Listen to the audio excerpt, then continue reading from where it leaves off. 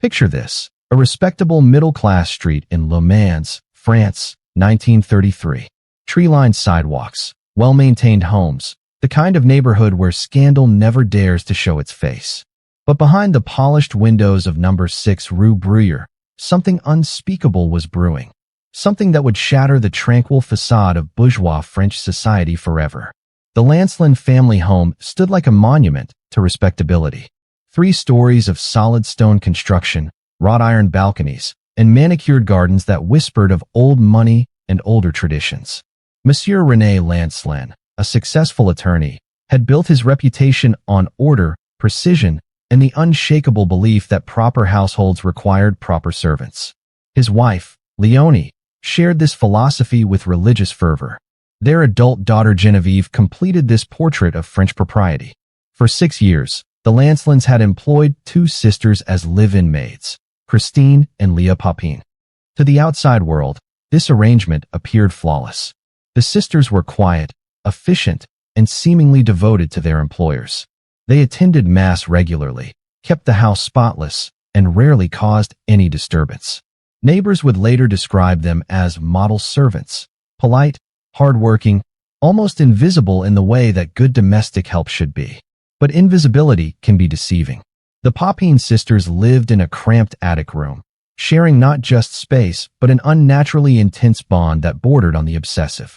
Christine, the elder at 28, possessed a sharp intelligence trapped within the rigid confines of domestic servitude.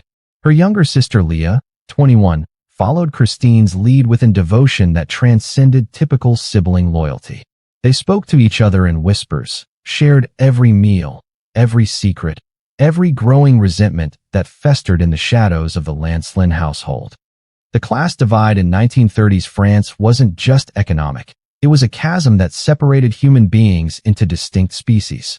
The Lancelins inhabited a world of afternoon teas, social gatherings, and casual conversations about literature and politics.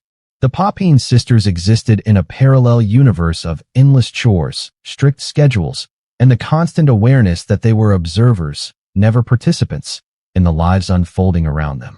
If cases like this fascinate you, subscribe to the Crime O'Clock, where every mystery has a ticking timeline waiting to be uncovered. What the Lancelins failed to recognize was that their perfect household was built on a foundation of suppressed rage. Every polite, "Yes, madam," masked a growing hatred. Every silent meal served concealed thoughts that grew darker with each passing day. The sisters watched, learned, and quietly cataloged every slight, every condescending glance, every reminder of their place in the social hierarchy. The house on Rue Bruyère hummed with routine, until the day that routine would explode into unimaginable violence, transforming 2 quiet maids into something far more terrifying than anyone could have predicted. To understand the horror that would unfold, you must first understand where Christine and Léa Papin came from, a background so bleak it reads like a textbook case study in psychological trauma. Born into grinding poverty in rural France, the Papin sisters knew hardship from their earliest memories. Their father, Gustave, was an alcoholic who abandoned the family when the girls were barely old enough to understand what abandonment meant. Their mother, Clemence, struggled with her own demons, a woman so consumed by religious fanaticism that she saw sin in every shadow and salvation only through suffering. At age 15, Christine was sent away to work as a maid, not by choice, not as an opportunity, but as a necessity for family survival. 3 years later, Léa followed the same path. What should have been their formative years, first loves, education, dreams of the future, were instead filled with scrubbing floors, washing dishes, and learning that their value lay solely in their ability to serve others. But something remarkable happened when they were finally placed together in the Lancelin household in 1927. For the first time in their lives, the sisters had each other constantly. No separation, no loneliness, just the 2 of them against a world that had shown them nothing but cruelty. Christine emerged as the protector, the decision-maker, the one who spoke for both. She possessed an intelligence that might have flourished in different circumstances, but instead turned inward, feeding on resentment and growing increasingly paranoid about the outside world. Léa, meanwhile, developed an almost pathological dependence on her older sister. She rarely spoke to anyone else, seemed incapable of making decisions without Christine's approval, and exhibited a devotion so complete it unsettled even the other domestic staff they occasionally encountered. The Lancelin household provided them with stability they'd never known: regular meals, clean clothes, a roof over their heads. But it also created a pressure cooker environment where their mutual dependence intensified to dangerous levels. They worked together, ate together, slept in the same small room, and gradually developed their own private language of glances, gestures, and whispered conversations that excluded everyone else.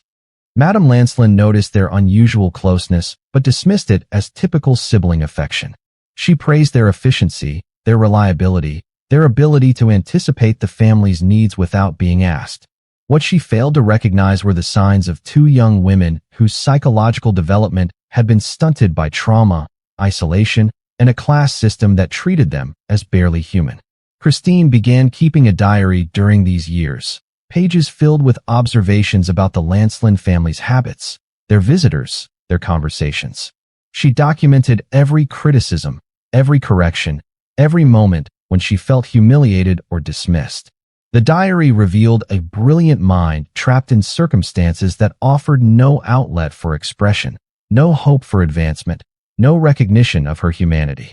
Léa, meanwhile, retreated further into herself, speaking only to Christine, obeying only Christine, existing in a world where her sister's approval was the only validation that mattered. Their codependence wasn't just emotional. It was psychological, spiritual, complete. The other families in the neighborhood envied the Lancelins for having such dedicated help.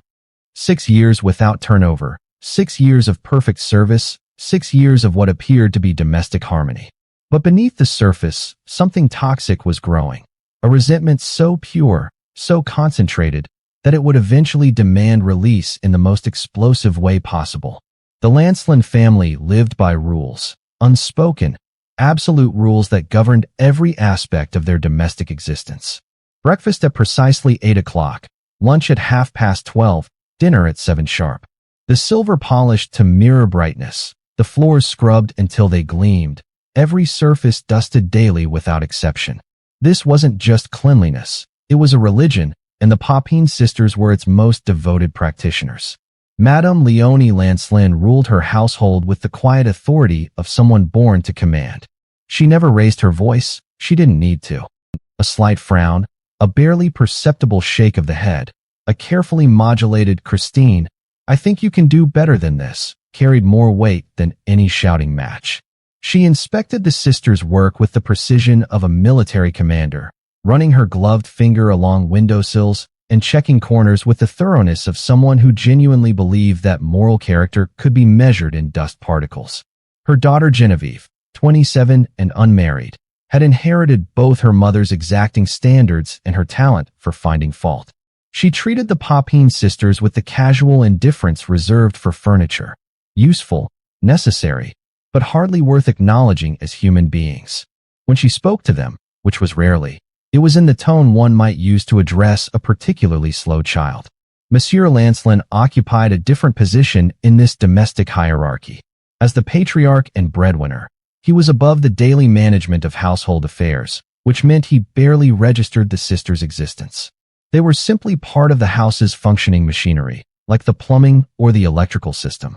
When things worked properly, you didn't think about them.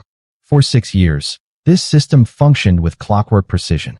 The sisters rose at 5:30 each morning, dressed in their identical black uniforms with white aprons, and began their daily routine. Christine handled the more complex tasks, managing the kitchen, preparing meals, overseeing the household accounts.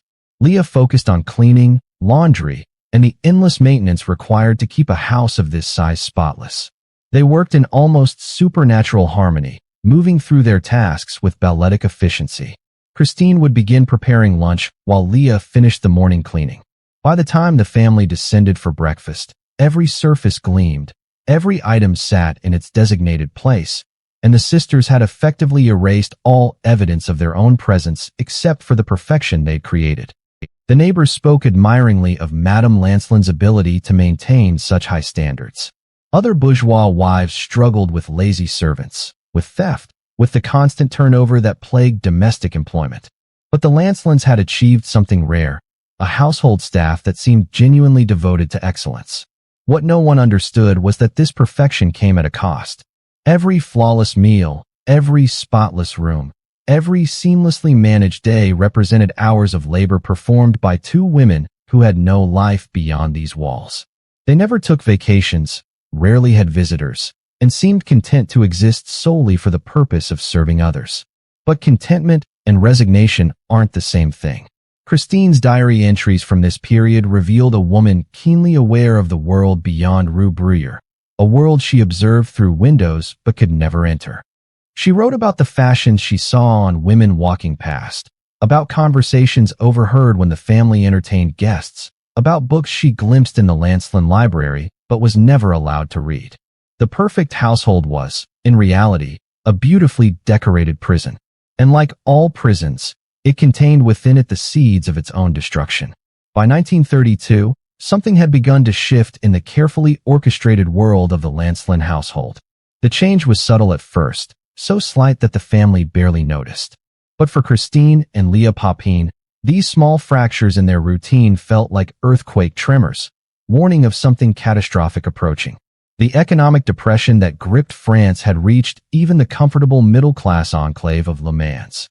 Monsieur Lancelin's law practice faced new pressures as clients struggled to pay their bills. Dinner conversations, once focused on social events and local gossip, increasingly turned to money. Discussions of reduced expenses, careful budgeting, the need to economize wherever possible. For the Papin sisters, this translated into heightened scrutiny of every household expense.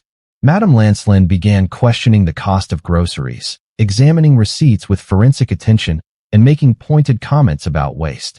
The sisters, who had always taken pride in their efficiency, suddenly found themselves defending every purchase, explaining every minor variation in the weekly accounts. Christine felt this criticism more acutely than her younger sister. She had always been the one responsible for managing household finances, for dealing directly with tradesmen and shopkeepers. Now, every interaction became a source of anxiety. Had she paid too much for meat? Was the quality of vegetables she'd selected adequate? Did her choices reflect poorly on her judgment? The pressure manifested in ways that would have alarmed anyone paying close attention. Christine began checking and rechecking her work obsessively. She would clean the same surface multiple times, count and recount the household silver, and lie awake at night mentally reviewing every task she'd completed that day. Léa, sensing her sister's distress but unable to understand its source, became even more withdrawn, speaking only when directly addressed and then only in whispers. Their isolation from the outside world, once a source of security, began to feel suffocating. Other domestic workers in the neighborhood had friends, family members they visited on their days off, connections to the world beyond their employers' homes. The Papin sisters had only each other, and that intensity was beginning to feel less like comfort and more like confinement. Christine started noticing things she'd previously ignored or dismissed. The way Madame Lancelin's eyes followed her as she worked. The slight delay before Genevieve acknowledged her presence. The casual assumption that she would be available at all hours, that her time and energy belonged entirely to the family's convenience. Most troubling was the growing realization that this situation, this life, was permanent. Other girls her age were marrying, starting families, building lives of their own. Christine was 28 years old and had nothing to show for her adult years except an intimate knowledge of another family's preferences and routines. She had saved very little money, had no prospects for advancement, and possessed skills that were valuable only within the narrow confines of domestic service. The diary entries from this period revealed a woman on the edge of psychological crisis. Her handwriting became more erratic, her observations more paranoid. She began to interpret innocent remarks as deliberate slights, to see malicious intent in routine requests. The family that had once represented stability and security now felt like a collection of oppressors who took her devotion for granted. Léa, meanwhile, existed in an increasingly fragile state of dependence on her sister's emotional stability. When Christine was anxious, Léa became nearly catatonic. When Christine was angry, Léa trembled with sympathetic rage she couldn't articulate or understand. The perfect household was developing hairline fractures, invisible to the naked eye, but spreading through its foundation like a slow poison. Thursday, February 2nd, 1933, began like any other day in the Lancelin household. Christine rose first, as always, slipping quietly from the narrow bed she shared with Léa in their cramped attic room. The pre-dawn darkness felt heavier than usual, pressing against the small dormer windows like a physical presence. By 5:30, both sisters were dressed in their crisp black uniforms, ready to begin another day of seamless service. The morning routine unfolded with mechanical precision. Breakfast prepared and served. The family's needs anticipated and met without a word of instruction. Monsieur Lancelin departed for his law office at exactly 8:15, briefcase in hand, barely acknowledging the spotless hallway he passed through. Genevieve announced she would be spending the afternoon with friends, leaving for lunch and not expected to return until evening. This left Madame Lancelin alone with the sisters, a situation that had become increasingly tense in recent weeks. Without the buffer of other family members, every interaction felt charged with unspoken criticism, every glance weighted with judgment. The afternoon brought an ordinary domestic task that would prove extraordinary in its consequences. Christine was working in the upstairs hallway, carefully polishing the brass fixtures that lined the corridor, when she noticed something wrong with the electric iron. It had been behaving erratically for days, heating unevenly, occasionally sparking when plugged in. She had mentioned it to Madame Lancelin, who had dismissed the concern with a wave of her hand. Now, as Christine attempted to press one of Genevieve's delicate blouses, the iron's electrical cord gave way completely. Not just a minor malfunction, but a complete failure that plunged the upper floor into darkness. The main fuse had blown, taking with it not just the lights but the carefully maintained illusion of domestic perfection. In 1933 France, electricity was still considered a luxury in many households, but for the Lancelins, it represented something more fundamental: modernity, respectability, the kind of convenience that separated the cultured classes from the primitive masses. A blown fuse wasn't just an inconvenience. It was a failure of the ordered world they had constructed. Léa appeared at Christine's side almost instantly, drawn by some invisible signal of distress. The two sisters stood in the darkened hallway, staring at the dead iron, both understanding instinctively that this moment would not pass unnoticed or unpunished. When Madame Lancelin discovered the electrical failure, her reaction was swift and merciless.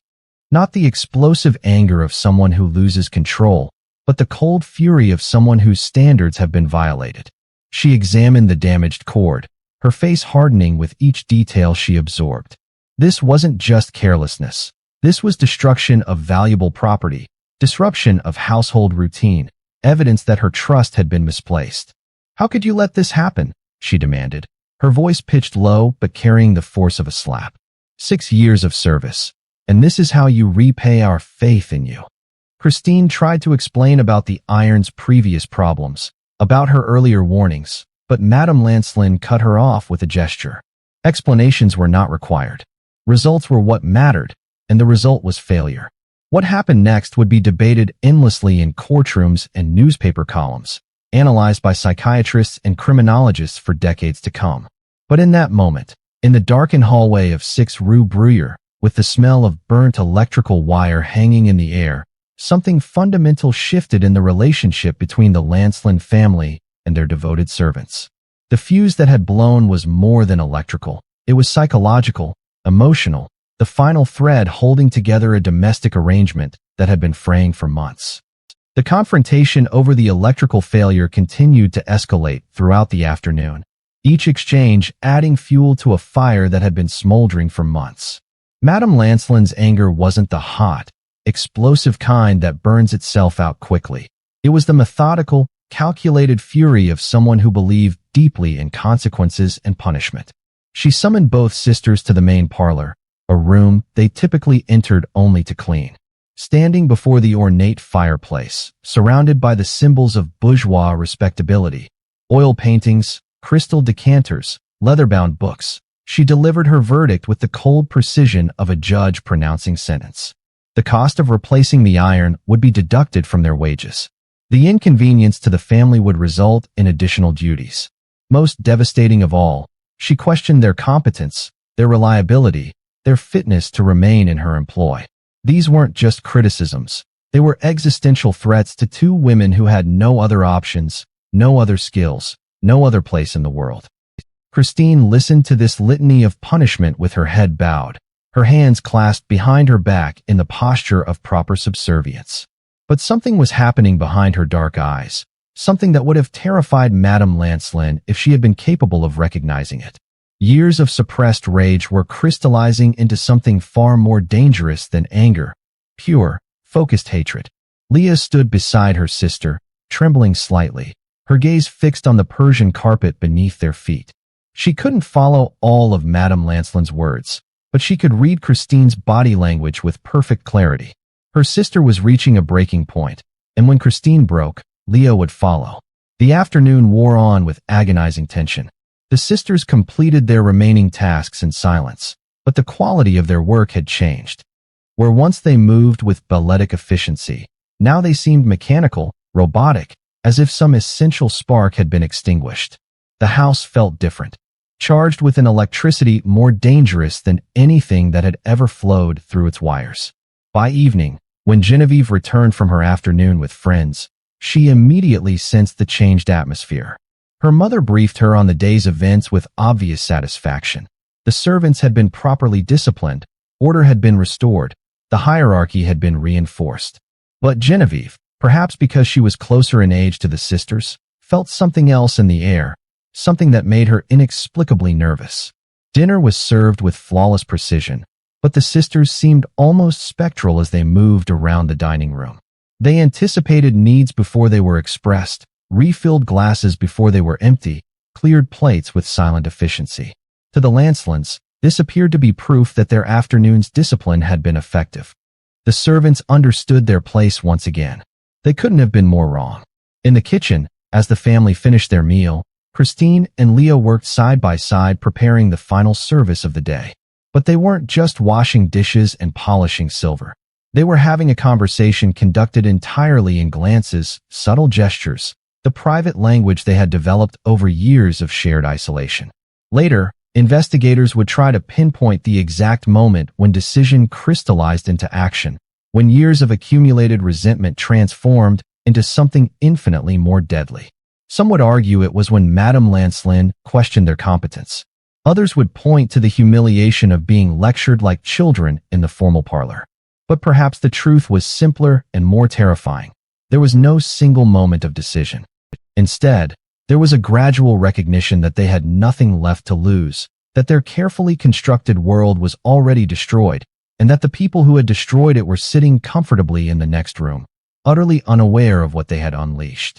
Monsieur René Lancelin's footsteps echoed hollowly on the cobblestones of Rue Bruyère as he approached his home just after 9 o'clock that evening. He had stayed late at the office, working on a particularly complex case, and was looking forward to the quiet comfort of his well-ordered household. The street lamp cast familiar shadows across the front of number 6, but something felt wrong before he even reached his front door. The house was dark, not just dim, completely dark.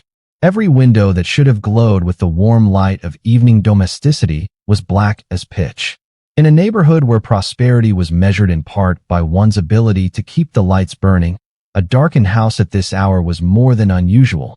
It was alarming. René fumbled for his keys, his lawyer's mind already cataloging possible explanations. Perhaps the electrical problems from earlier had worsened. Perhaps the women had retired early after their difficult day. Perhaps his wife and daughter had decided to visit neighbors and forgotten to inform the staff.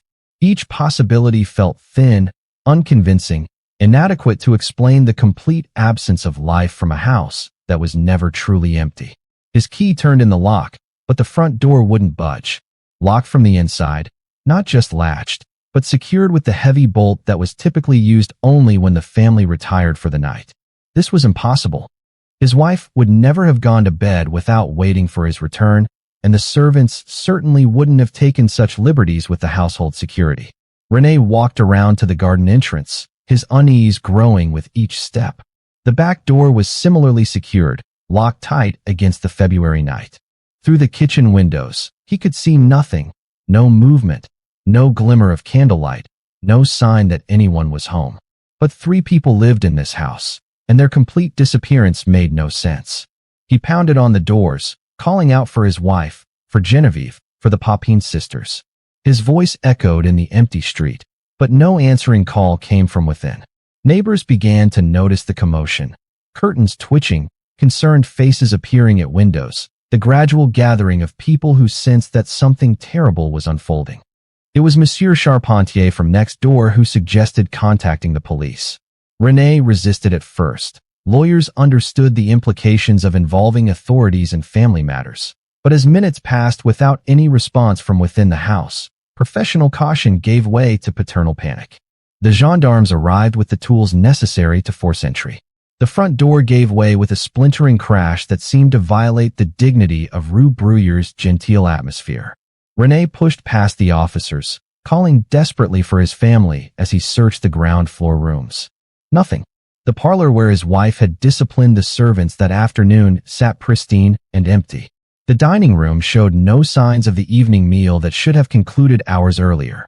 The kitchen was spotless, every surface cleaned, every utensil in its designated place, but eerily vacant of human presence. It was Officer Marchand who first noticed the footprints on the staircase leading to the upper floors. Not the usual traffic patterns of daily life, but something different, smeared, chaotic, as if someone had walked through something wet and dark. In the dim light of the police torches, the marks looked almost black against the polished wood. René started up the stairs, but Marchand caught his arm. "Monsieur Lancelin," the officer said quietly, "perhaps it would be better if we went first." The lawyer in René wanted to argue, to maintain control over his own household, but something in the policeman's voice stopped him. He had spent his career dealing with the aftermath of violence, with evidence and testimony, and the clinical language used to describe unspeakable acts. For the first time in his professional life, he was about to experience the raw reality behind those carefully sanitized legal documents. What they found at the top of those stairs would haunt everyone involved for the rest of their lives. The beam from Officer Marchand's torch cut through the darkness of the upper hallway, revealing a scene that defied comprehension. What had once been the pristine corridor of a respectable bourgeois home now looked like a battlefield painted in crimson. Blood, more blood than seemed possible, covered the walls, pooled on the polished wooden floors, and spattered the ceiling in patterns that suggested violence beyond imagination. But it was what lay at the end of the hallway that stopped the men cold. 2 bodies, so mutilated that identification was possible only through jewelry and clothing fragments.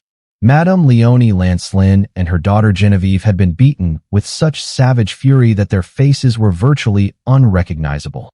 Their eyes, both women's eyes, had been gouged out completely, leaving hollow sockets that stared blindly at the ceiling. Officer Marchand had served in the Great War, had walked through trenches littered with the dismembered remains of young soldiers. But this scene shook him to his core. This wasn't the impersonal violence of warfare. This was intimate, personal, fueled by a hatred so pure it had transformed human beings into something monstrous. René Lancelin's anguished cry echoed through the house as he glimpsed what remained of his family. The police officers had to physically restrain him, leading him away from the carnage while they began the grim work of processing a crime scene unlike anything in their experience.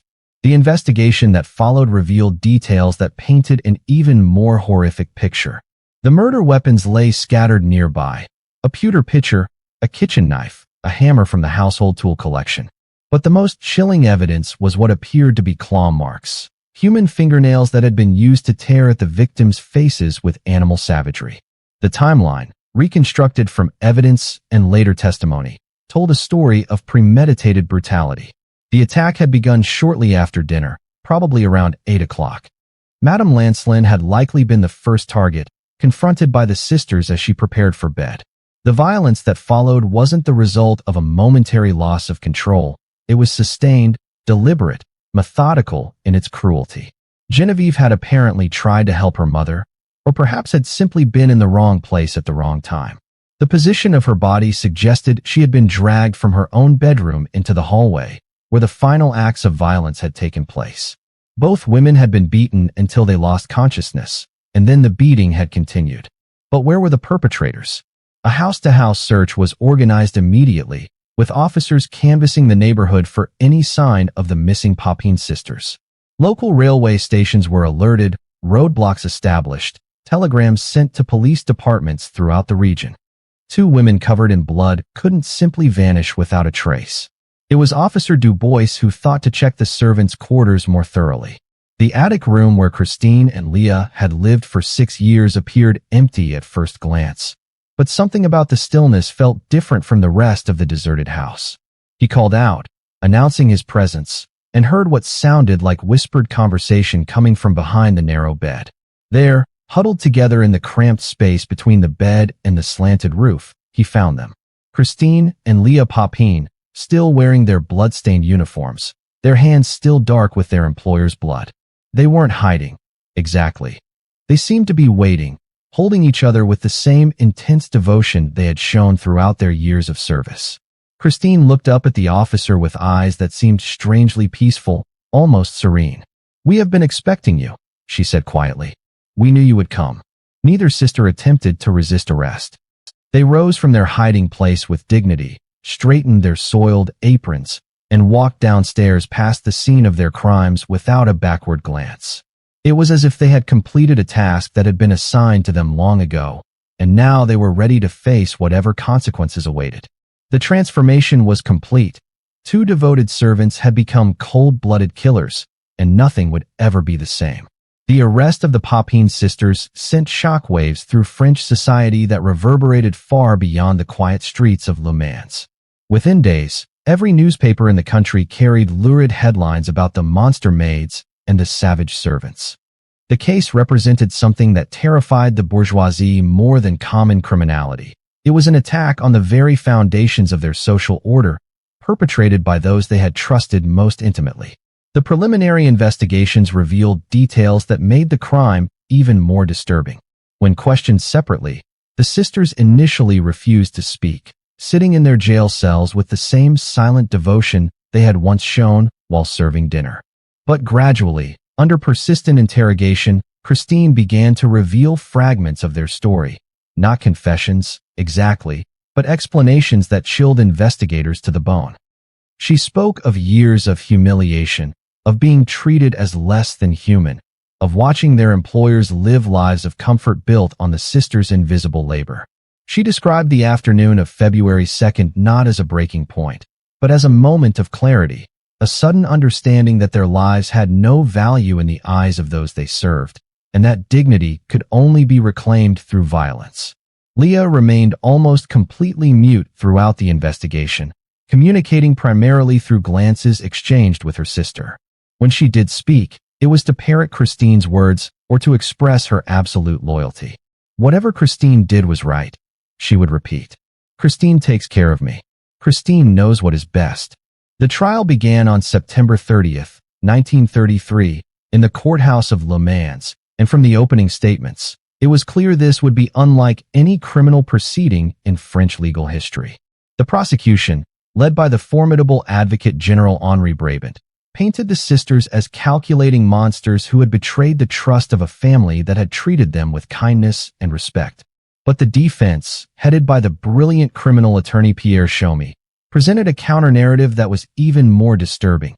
A psychological portrait of two women driven to madness by years of systematic dehumanization. They brought in alienists, the early psychiatrists of the era, who testified about folie deux, shared psychosis between individuals in close emotional proximity. Dr. Georges Loger, France's most respected forensic psychiatrist, spent hours examining both sisters and emerged with a diagnosis that sent tremors through the courtroom. Christine, he concluded, suffered from chronic paranoid delusions exacerbated by years of social isolation. Léa, meanwhile, existed in a state of complete psychological dependence on her sister, incapable of independent thought or moral reasoning. These women, Dr. Loger testified, ceased to exist as separate individuals years ago. They became a single organism with two bodies, sharing not just living space but thoughts, emotions, and ultimately, a complete break from reality. The testimony of neighbors and former employers painted a complex picture. Some described the sisters as model servants, quiet, efficient, devoted. Others spoke of an unsettling intensity in their relationship, a way they communicated without words that made outsiders uncomfortable. Several witnesses mentioned their habit of finishing each other's sentences, of moving in perfect synchronization, of existing in what seemed like a private world impenetrable to outside influence. What's your take on this case? The question that would dominate French society for months began to crystallize around a fundamental issue. Were the Papin sisters victims of a class system so rigid and dehumanizing that it drove them to madness? Or were they simply cold-blooded killers who had planned and executed a brutal double murder? The prosecution argued for premeditation, pointing to the systematic nature of the violence, the apparent attempt to mutilate the bodies beyond recognition, the calculated way they had secured the house and waited to be discovered. This wasn't a crime of passion, it was deliberate, methodical, evil in its purest form. The defense countered with evidence of psychological breakdown, of two women so damaged by their circumstances that they could no longer distinguish between reality and delusion. The violence, they argued, was the explosion of years of suppressed humanity, not calculated revenge, but the desperate act of souls finally reclaiming their right to exist. The verdict came on October 1st, 1933, after barely 3 hours of deliberation. The jury, composed entirely of middle-class men who employed their own domestic servants, found both sisters guilty of murder. But their sentences reflected the complex questions the case had raised about culpability, madness, and social responsibility. Christine received the death penalty, a sentence that acknowledged her role as the dominant partner, the architect of the violence that had shocked the nation.